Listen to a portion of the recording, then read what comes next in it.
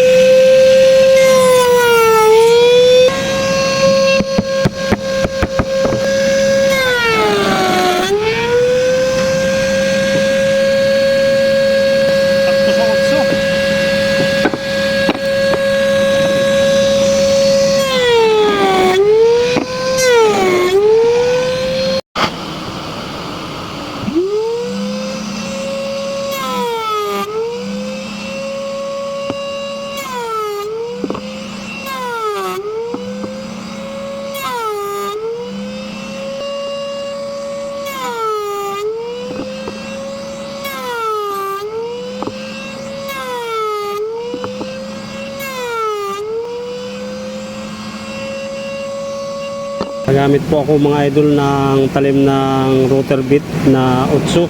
Ayan po nakalagay oh. Kasi naka under table po yung makina. So yan po itim po yan para po dito. So ang kukuhanin ko po ito saka yung dito sa baba.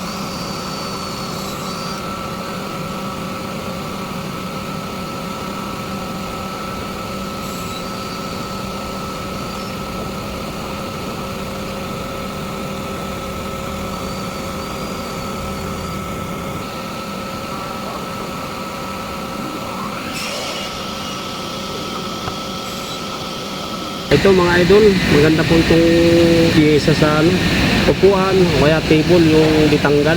Kung asimbolin mo tapos pwede mo naman kalasin. Ito po ang tawag po rito, portraited na inside nut. Ginagamitan po ng Allen wrench. So ganito po yung pagkabit ito mga idol. Papasok mo lang po yan dyan kasi may thread naman siya. Tapos pitin mo lang siya ng Allen wrench. Yung kasukat na Allen wrench niya dyan. Yan. Tapos pantay mo lang dyan sa may ano na yan. Yan, yan. Kasi ito po yung mga idol. Ayan po mga idol. Successful na rin kami sa ginawa naming project. Yan Yan, inasimul na po namin. Iniikpitan na lang doon sa tornilyo niya. Tapos po, varnish na lang ang kailangan dito.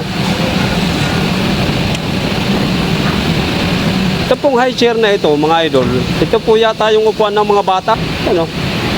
Ito po, dito, meron kami ilalagay dito yung yung pantakip dito na kahoy.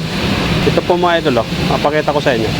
Yan itatakip po natin yan dito.